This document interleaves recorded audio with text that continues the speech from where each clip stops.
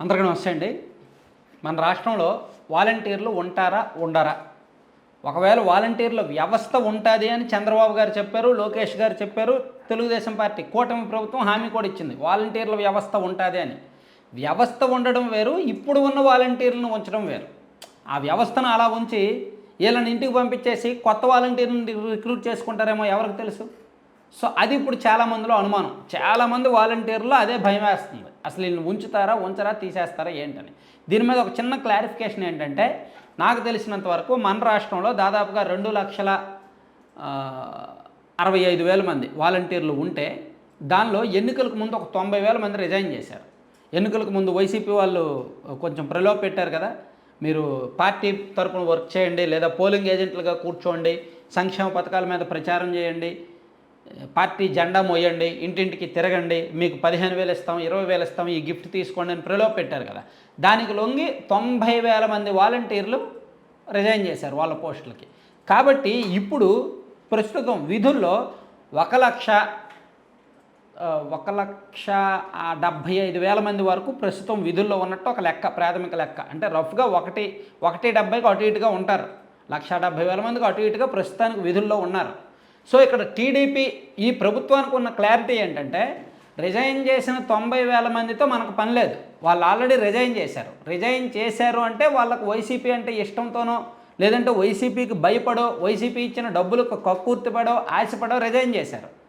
అంటే వాళ్ళు టీడీపీ కూటమికి వ్యతిరేకంగా పనిచేయాలనే ఉద్దేశంతోనే రిజైన్ చేశారు. కాబట్టి వాళ్ళతో మనకి ఇంక పని లేదు. ఈ మిగిలిన వాళ్ళు, రిజైన్ చేయని వాళ్ళు పార్టీతో సంబంధం లేకుండా పనిచేశారు.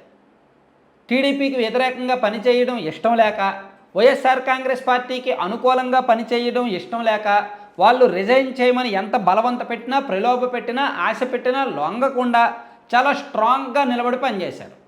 అప్పట్లో అధికారంలో ఉన్న పార్టీకి, అధికారంలో ఉన్న ఎమ్మెల్యేలకు వ్యతిరేకంగా ఇంత స్ట్రాంగ్గా నిలబడ్డారు అంటే వీళ్ళు ఖచ్చితంగా న్యూట్రల్, వీళ్ళు ఖచ్చితంగా పనికొస్తారు అని ఉన్నారు. కాబట్టి ఎవరెవరైతే రిజైన్ చేయకుండా ఉన్నారో వాలంటీర్లను, వాళ్ళను కొనసాగించడానికి ప్రభుత్వం నిర్ణయం తీసుకునే అవకాశం ఉంది, ఈ కొత్త ప్రభుత్వం.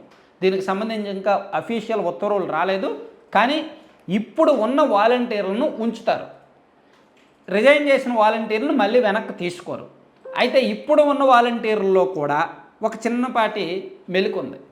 స్థానికంగా ఎవరికైనా టీడీపీ నాయకులతో పడకపోయినా ఉంటారు కదా, బూత్ లెవెల్లో, గ్రామ స్థాయిలో లేదా మండల స్థాయిలో నాయకులు ఉంటారు కదా, వాళ్ళకి అక్కడ ఉన్న వాలంటీర్లకి పడకపోతే సో వాళ్ళు వీళ్ళని వద్దు అంటే తీసేయచ్చు.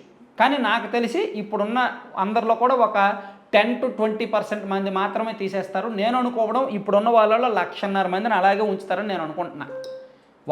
వాళ్ళ విషయంలో ఎటువంటి అభ్యంతరాలు ఉండవు అని నేను అనుకుంటున్నా. సో కొత్తగా రిక్రూట్ చేసుకుంటారు.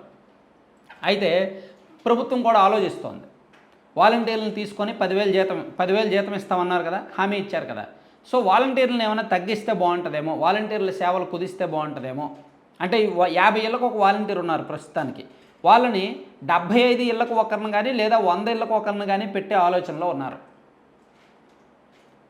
ఇప్పుడు వాలంటీర్లు నెల మొత్తం మీద గట్టిగా వాళ్ళు వర్క్ చేసేది 15 రోజులు, హార్డ్ వర్క్, కొంచెం బిజీగా వర్క్ చేసేది 15 రోజులు.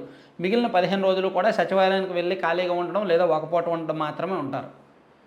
ప్రభుత్వం ఏ సంక్షేమ పథకం తీసుకొచ్చినా వాళ్ళకే అప్పచెప్తారు. ఫీల్డ్ లెవెల్లో ఏ వర్క్ చేయాలన్నా వాళ్ళే. కాబట్టి వాళ్ళకి కొంచెం వేతనం పెంచుతున్నాం కాబట్టి, 10,000 ఇస్తున్నాం కాబట్టి దానికి తగ్గట్టు పని కూడా పెంచుదాం అనే ఆలోచనలో ప్రభుత్వం ఉంది. కాబట్టి వాళ్ళకి లబ్ధిదారులను బట్టి డివైడ్ చేస్తారా, లేదా కుటుంబాలను బట్టి, గడపలను బట్టి డివైడ్ చేస్తారా అనేది ప్రభుత్వం అయితే ఇంకా నిర్ణయం తీసుకోవాలి. దీని మీద చర్చలు అయితే జరుగుతున్నాయి, కసరత్తులు అయితే జరుగుతున్నాయి. ఇప్పుడున్న వాలంటీర్లలో దాదాపు 90% మందిని అలాగే ఉంచి, రిజైన్ చేసిన వాళ్ళని పక్కన పెట్టేసి ఆ స్థానంలో కొంతమందిని కొత్త వాళ్ళని తీసుకొని వాలంటీర్ల సంఖ్య తగ్గించి, కుదించి, వాళ్ళ సేవలు పెంచి అప్పుడు జీతం పెంచితే బాగుంటుంది అనేది ప్రభుత్వం ఆలోచన.